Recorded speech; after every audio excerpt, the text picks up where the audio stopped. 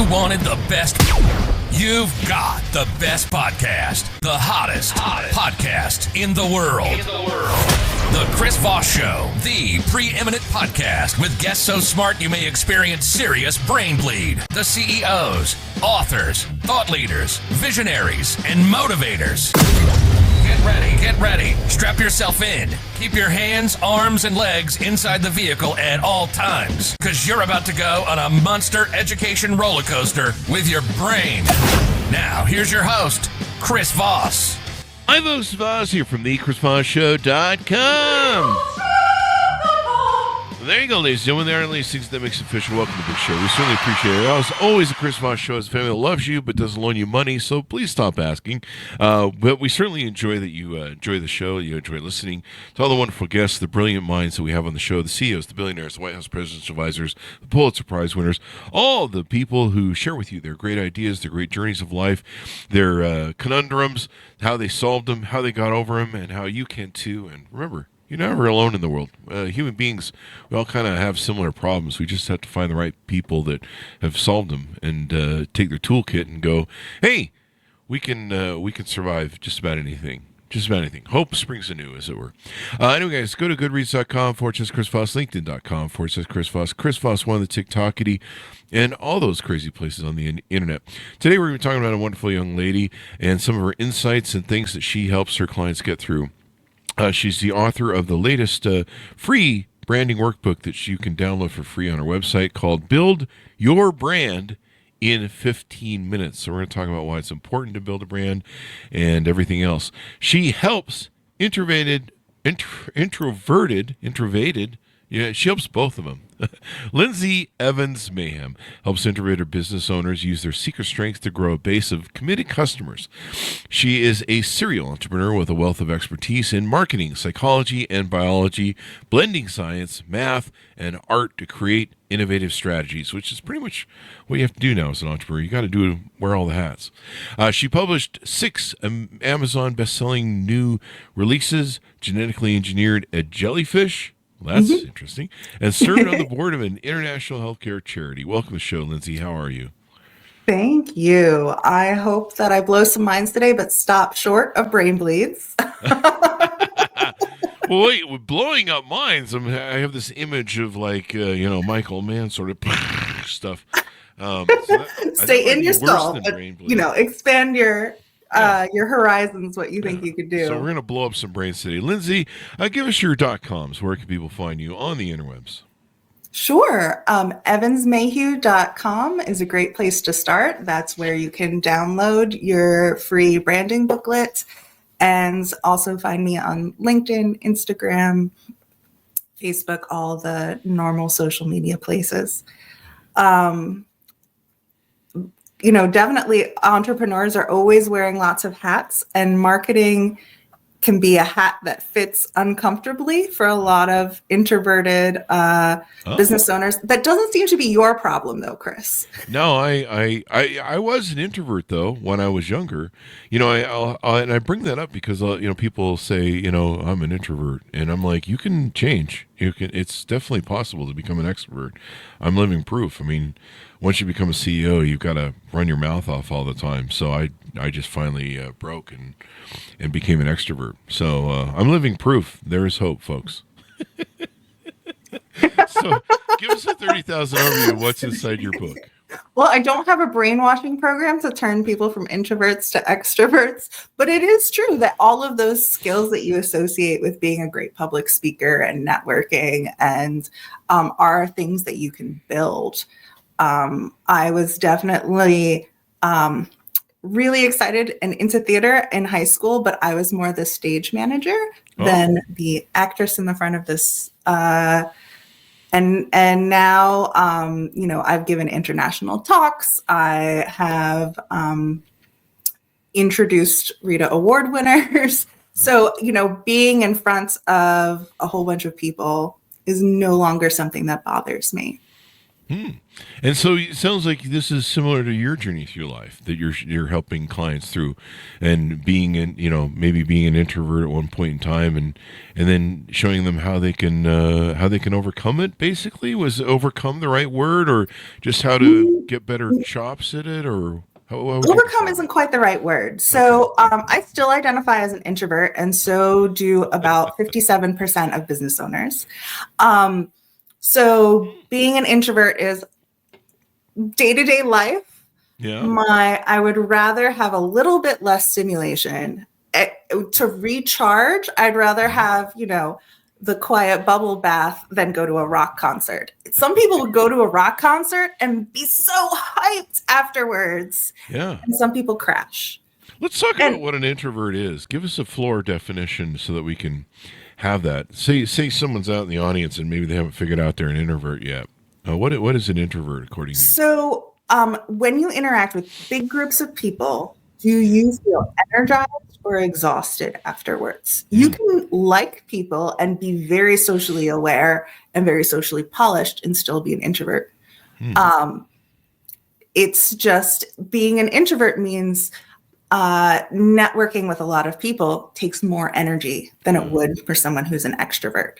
And being an introvert also comes with strengths because your leisure activities tend to be quieter. You tend to do more reading and research. You tend to create things. When we think of the big minds, we think of scientists alone in their lab, or, artists spending hours in a garret somewhere.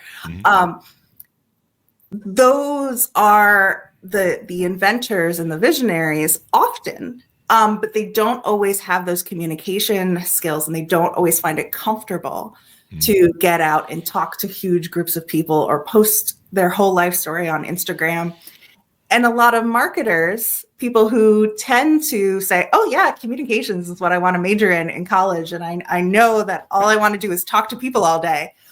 So they give advice about, you need to network, you need to go on social media, and it's exhausting, but you have strengths as an introvert that you can learn.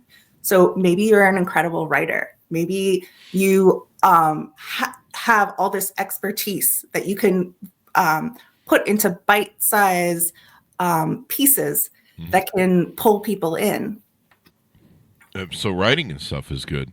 It is hard because one of the reasons I switched from being an introvert to an extrovert was you have to sell everybody all the time as a CEO. You've got to sell your investors, your clients. You've got to sell your vendors, your board. You got to sell employees on your vision, and you got to inspire other people. And it can be quite the daunting task. And that's how I went from being an introvert to being a big mouth that I am. I just had to learn to sell, and I had to learn to sell everyone. And I didn't have sales skills either. That was something I had to develop as well. But it just became to a point where, as you grow a company, as you become very successful in scale, you've got to communicate with people. And I imagine, I just had to say, screw it. And I'm just going to have to be the big mouth extrovert. Now everyone's really unhappy that they're like, we should have listened to him more when he was just normal. But it's kind of necessary. You've got to be able to sell vision, especially as a leader. Of course, this is my gig on talking about leadership. But, there is a quiet leadership that you can do. We recently had one of the heads of the USS, I think Theodore Roosevelt, on the show. And he really was kind of interesting because he espoused to me a very stoic, very quiet leadership. There was more show than tell.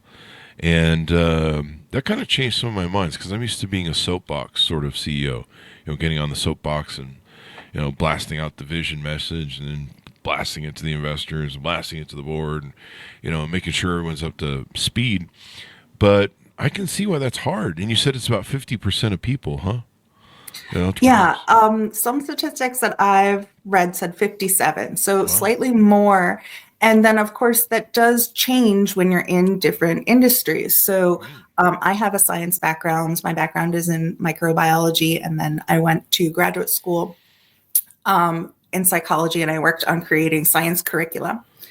And so in the science world, and then my last company was working with authors, writers also tend to be much more introverted. And so in certain industries, it's much more like 70 to 80% of the people who are in charge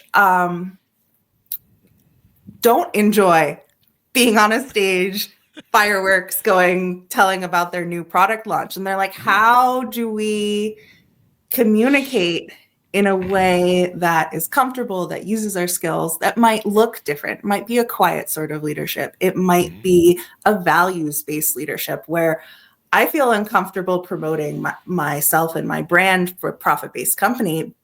And then we have that person link it to their vision or the charity that they want their company to sponsor. And then suddenly they are a huge advocate because, for example, my company has a plan to build a hospital in Ethiopia in the next 6 years. And so when I am pushing myself to follow my pricing schedule and raise my prices as I'm adding on more subscriptions, more knowledge, more access to freelancers and more services. And I'm like, nope, I already planned this was going up. And it has to, because it's not just me that would be influenced if I wasn't hitting those income goals. It would also be pushing back Sloan Ethiopia's hospital. Oh, yeah. Yeah. They need more hospitals. I think we've had some people on the show that have done hospitals in Africa, in different places. So, do you find that I have some big dating groups that we run, and we found that a lot of people have a hard time coming out to events. And it seems like almost COVID kind of made being introverted worse, and maybe converted some people to being introverts. It seems like a lot of people lost their social skills over COVID, and being indoors, remote working, and stuff. People seem to have lost some of their social skills where they really struggle to come out to events and do stuff. So it's almost like the world's become more introverted, as it were. You kind of had to, as you said, introversion and extroversion is fluid, how what you can handle. And in COVID, being extrovert was kind of a risk factor.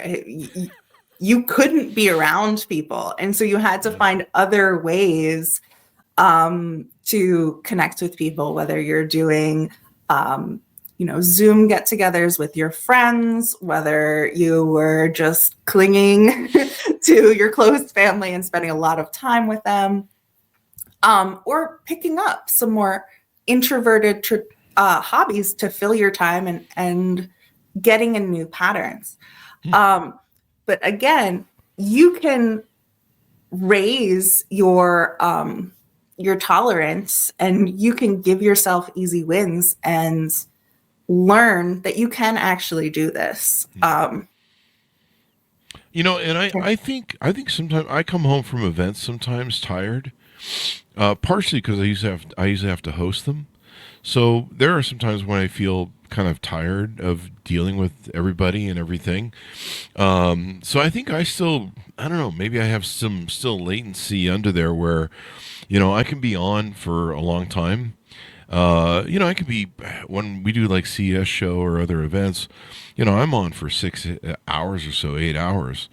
And, sometimes after that, there's a lot of physicality to it too, walking around and talking to people, shaking hands. Oh, for sure. And so that I think that contributes to some of the tiringness. I'm old, but it takes a lot to walk me around the room in my walker. But you're in your prime, Chris. Thank you. I needed that this morning. So I kind of still feel like, is it mainly that, I know that one of the things that they feel is when you feel you're introverted, you feel emotionally drained after an event or, something that you have to really be engaging in. It can really feel like, you need to go spend some downtime, right? Some time to recover or refresh and get back on gear. Do you kind of like help clients say, look, you know that you're going to have this, you can have this downtime. You just got to, do this event, and you just kind of help them try to manage how their mindset is in their brain and how they approach it and activate it. Absolutely. Having a plan before an event is important. So I was working with Marin's Med, which is a startup here in Delaware, which invented a new version of the prosthetic hook. Mm-hmm. And right now, the most popular mechanical hook was invented in 1908, mm-hmm. and it is 2 pieces of metal with a rubber bands. Oh. So there's lots of room for improvements. Oh, yeah. And so they needed to get this information out to the community, and they knew it was going to be 3 emotional days. Mm-hmm. And I said, okay, what are your goals? Who do you need to talk to? Are you going to create content while you're there? Are you trying to make certain connections? Mm-hmm. And then set yourself a goal of, I'm going to have 10 conversations with people, and I'm going to create 2 videos at the conference.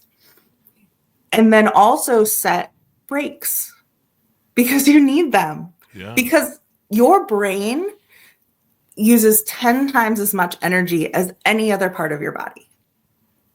10 times. So just like you wouldn't expect yourself to go out and do physical labor for 15 hours in a row with no breaks, you shouldn't expect your brain to be on for 15 hours in a row and not be exhausted. And yet we do, and we see burnout. Yeah. And social interactions are one of our most complicated, right? We have words, we have tone, we have people's expressions, we're trying to figure out, okay, are you dressed like a bum because you're a CEO and you don't care? Are you someone who just wandered in? Like, where is that? They can be really complicated and really energy intensive. So going in with a plan and going in with reasonable expectations to an event. And I'm like, expecting to have 100 conversations in one day, that is crazy. Expecting to hand out 100 cards if you have a raffle, okay, that's different. Is it more important to have an in-depth conversation, or more important to get your card or your little swag into people's hands? And depending on the price level of your product or service, those might be very different answers. And so one of the things that they were looking for, because while they were at this conference, is we really want upper limb amputees who are willing to be alpha testers for us and see how our Pro Hook works in their actual lives. And then, the inventor is a carpenter. So he is using his hook with his saw, with his drill. He broke the last prototype swinging gallons of paints. And we're like, maybe the average person wouldn't do that, but let's find out. And so they knew they had to have pretty high quality conversations for people to be like, yes, I'm willing to take this prototype and spend 2 weeks testing it and give it back and give you feedback. And make sure it's ready, because the first order of the prototype is already purchased by the Victoria Hand Project, and they're going over to Ukraine. And the veterans in Ukraine are going to be using their hook in heavy duty real life. There you go. You mentioned burnout. Is maybe that one of the things that it seems like a lot more people nowadays are struggling with burnout? Is that maybe one of the contributors of burnout? Is people aren't scheduling enough downtime for themselves, recovery time? Maybe they are introverts and they don't really understand that maybe they are. What do you think about that?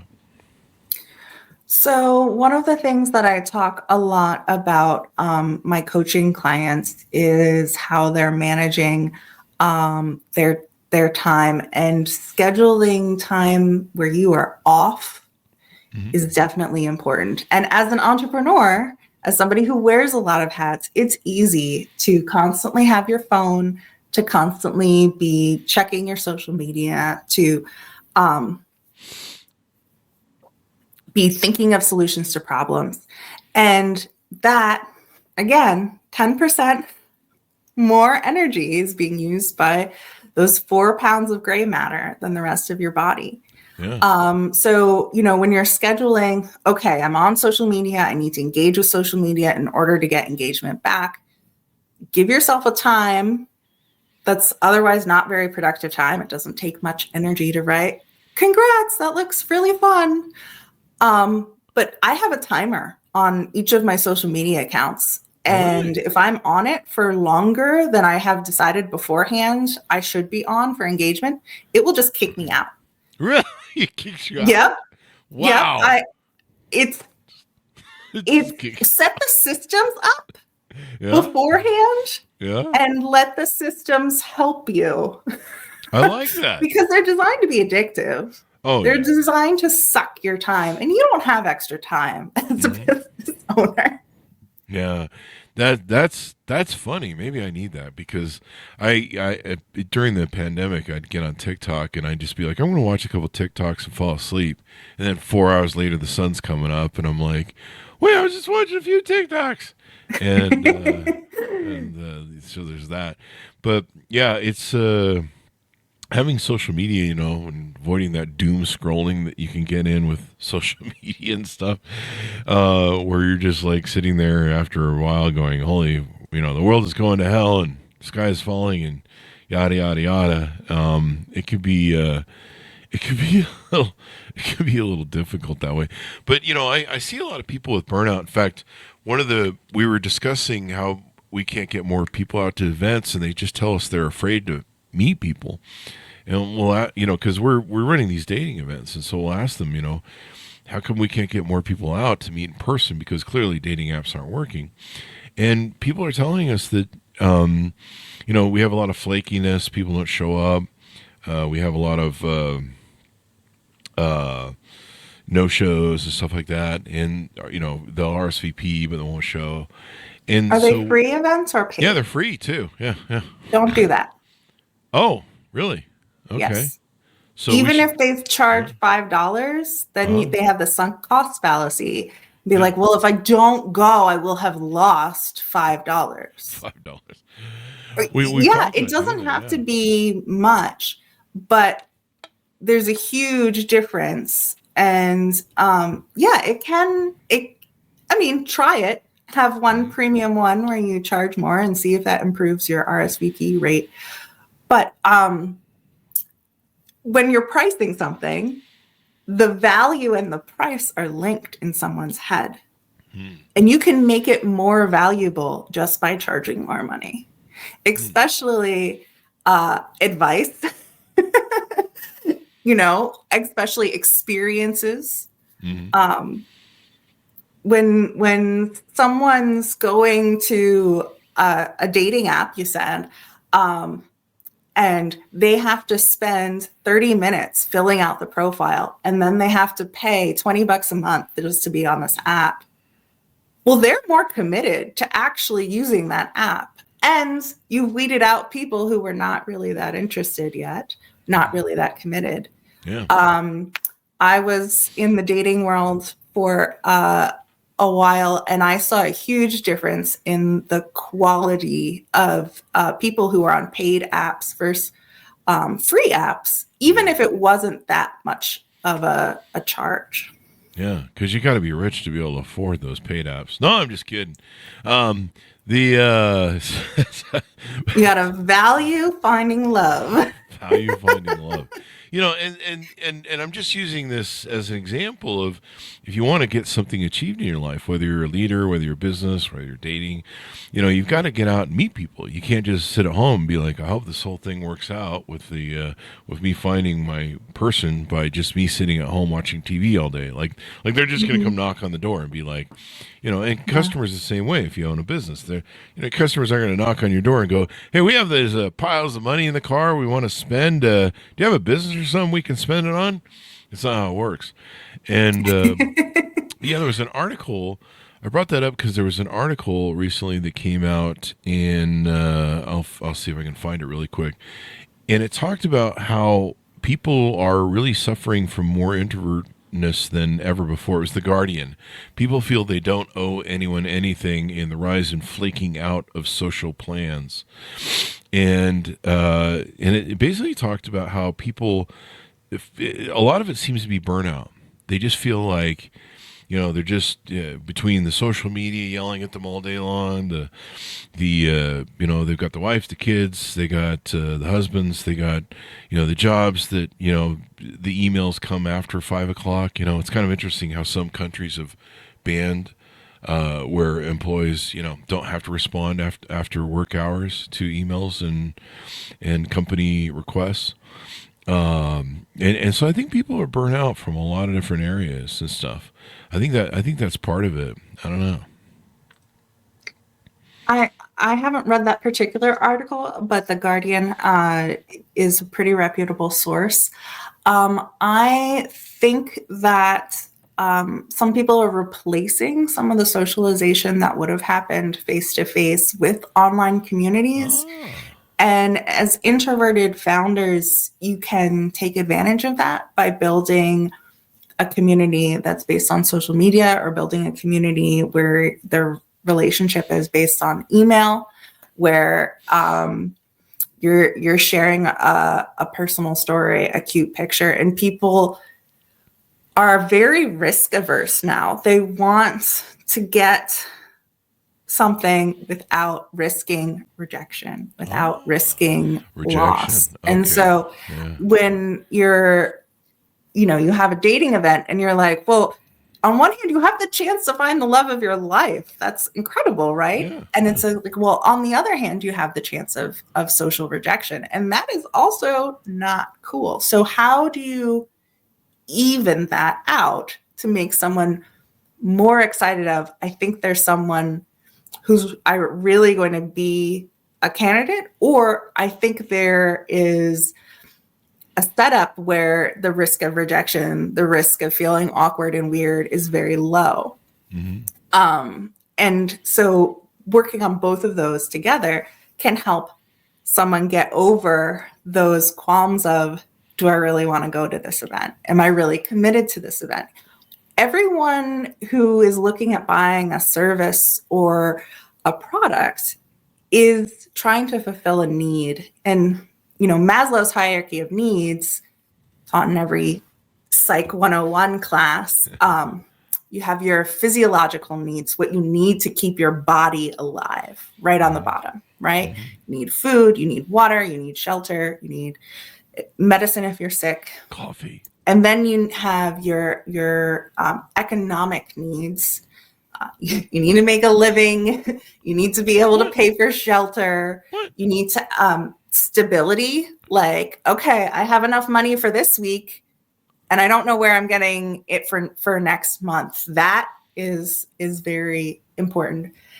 And then you keep going up, all the way up to love and relationships, to self-actualization. I want to be who I really am and use my talents and make a difference in the world.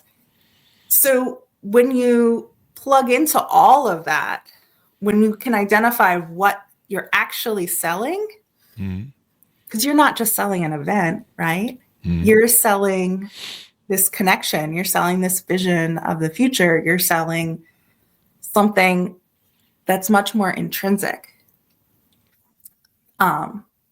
And for some people, it's very obvious in some areas, but in others, it's a little harder.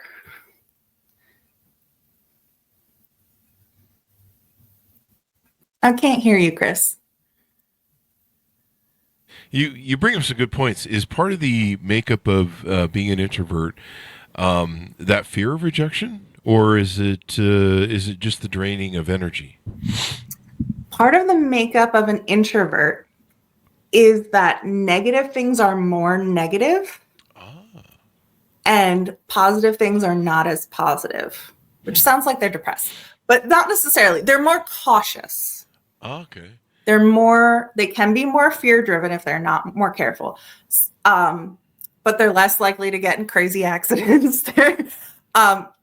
Extroverts are more likely to take more risks. They're more likely to be the guy on the skateboard that be like, oh, if I land this cool trick, it'll be awesome. And the introvert's like, if you break a bone, that'll be terrible. That's me with So skiing. everyone, rates different experiences differently. And so that is definitely part of being an introvert. And as a business owner, you have to check with your head and say, am I being too cautious and too risk averse and not ever changing my prices because I'm afraid my customers will leave and they'll reject me? Mm-hmm. Or am I being way too ambitious and growing way too fast? Growing too fast is one of the major killers of businesses we don't talk about. Yeah.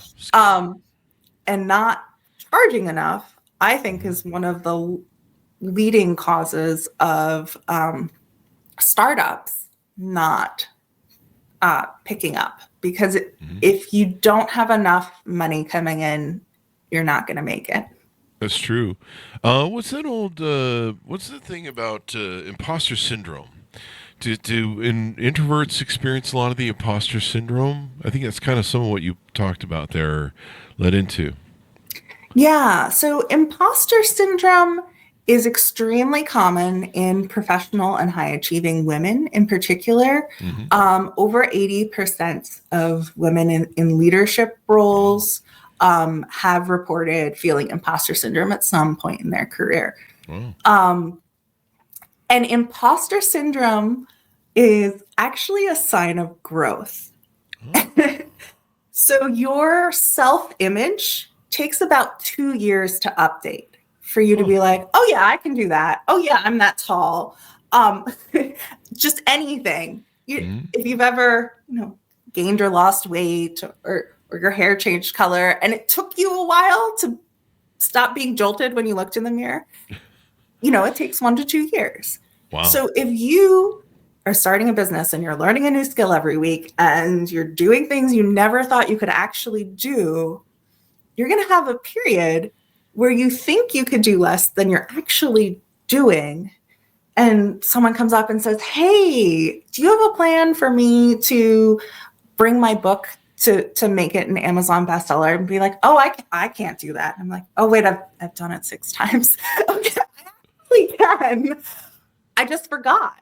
Yeah. Because the first image that you think of yourself in your head is not the most accurate image. We tell stories about ourselves, stories about the world that aren't always true.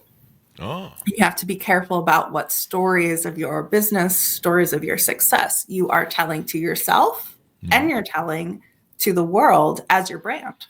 Oh, that's important because you've got to make sure you're aligned. Let me ask you this. I didn't thought about this, but, being a CEO or being a leader, being an entrepreneur, the folks that you help, being able to interact with people day to day, I've had hundreds of employees under my stead that you have to interact with. You don't technically interact with hundreds of employees, but there's some days when you have to talk to a whole few hundred employees, or you've got to, when you're moving through the office, everyone wants to talk to you, everyone wants to shake your hand, everyone's, they want to, make sure that they're kissing everyone's butt, that's important to do to the boss. I'm just kidding. Don't do that, folks. But there's a lot of interaction that goes on. And I can imagine if you're an introvert, having a scalable business, lots of employees can be harder because you kind of have to be on for eight hours a day if you're sitting in an office. That is a great point that there definitely is certain roles and certain sizes of organization that's going to take more people management. And there's a couple solutions to that. One, you can decide to promote yourself out of that first thing. I started my business. I hired a VA. I'm like, okay, I'm a big picture person. I need you to take care of the details. And then I realized I needed a graphic designer. I needed someone who was going to handle my website. I added more people to my team, and I'm like, hey, you just got promoted to manager. Wow. Because I knew that having, 2 team meetings a week with my manager, with my whole team, and then having one person who was, even though our company was 4 people, having me be one step above would protect my energy, because I'm a service-based business. I need my energy and the social bandwidth I have to serve my clients.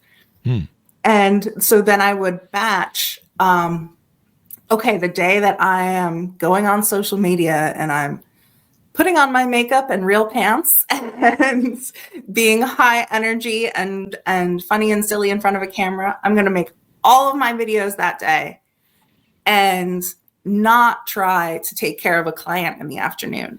So then maybe I'll do bookkeeping in the afternoon. So you arrange your schedule to fit that now. Yeah.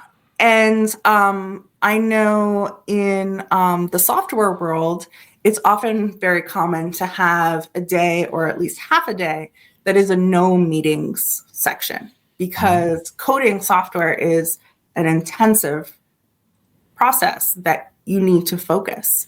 And I think that is beneficial in most industries, where you block out time as your CEO. That might be your strategy time. That might be your continuing learning time. That whatever you need to work on, that is not just taking in information and sharing information. There you go. So let me ask you this. Let's talk about some of the other offerings you have on your website. What do you offer clients that are available there? I see some offerings that you have on the website people can take advantage of. Yeah, I'm offering 3 coaching packages that are available to work one-on-one with me. And then people can join the wait list for the group coaching. The one in March is already full, but there will be one happening in April. I just haven't announced it or set the date yet. And so what that looks like is actually, you can get a kind of a sneak peek with the branding workbook. We'll go through exactly what your most profitable or best offer is, who the audience you should be targeting now. So the people that help you make your first $1 million might not be the people who help you make your 20th $1 million. And that's okay.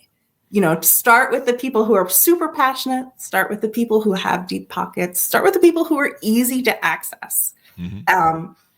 And then your brands and your messaging needs to be aligned with all of that.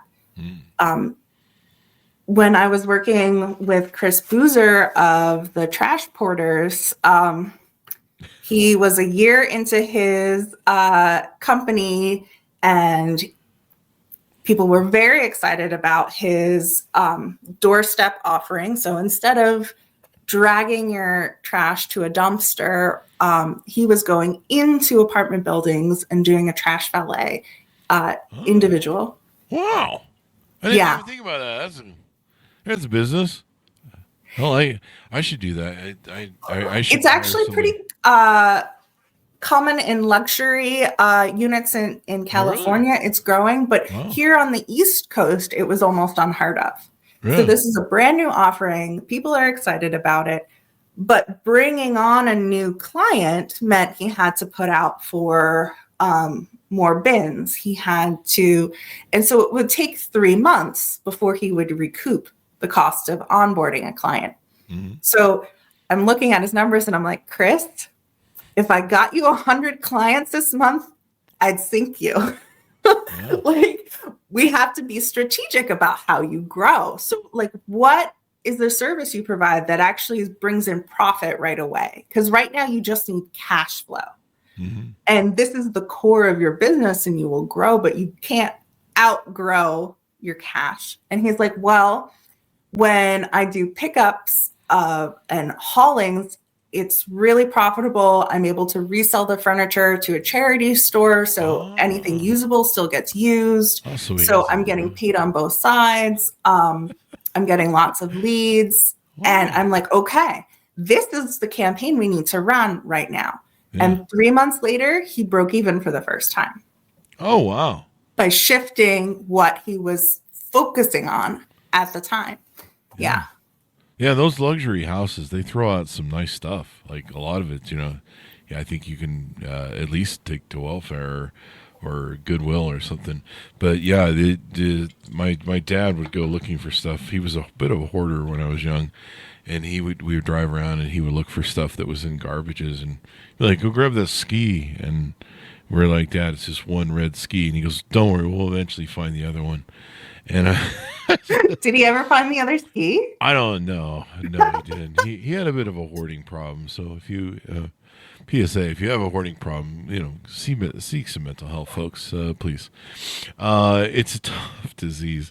But, you drive through nice neighborhoods, and I've lived in nice neighborhoods and driven around and been like, oh, wait, they throw that out? That's actually pretty nice. But, yeah, I can see how that'd be kind of interesting business. I need to hire somebody to take my trash out because I always forget which day it is, even though it's the same week. Yeah. And then, it's really cold out there right now. So, that 20 feet walk from the house to the curb is a little much right now. So I think I pretty much freeze to death by the time I'm back. I have to go lay by the fire for a half an hour or something and have someone rub me so that I don't die of hypothermia. It's like 21 degrees out there now. It doesn't sound like a fun chore. Yeah, it's not. I mean, why hasn't someone created like automated, like we have these self-driving cars. Maybe I just came up with $1 billion business. We have these self-driving cars. Why don't we have self-driving garbage cans? And I can just press a button and be like, have the garbage cans drive themselves to the curb. So there you go. We just came up with $1 billion idea on the Chris Voss Show. That is quite the idea. I don't know if I would trust my current trash company to be gentle with my very expensive automated trash can, but they go crazy and they drive into someone's car or something. Now you owe somebody a bunch of money because your garbage cans got out of control and I don't know, had a software bug. So, Lindsey, as we go out, give people your final offer. Tell people, pitch them where they can onboard with you, how they can reach out to you, see if working together with you is a good fit, et cetera, et cetera. Absolutely. So I am happy to work with micro businesses of 20 people or less. And you can find me at Evans-Mayhew.com if you're looking for the answers to your marketing questions, or looking to build a strategy that ethically attracts the perfect clients for you. And of course, you're welcome to download my free branding workbook and get some ideas. There you go.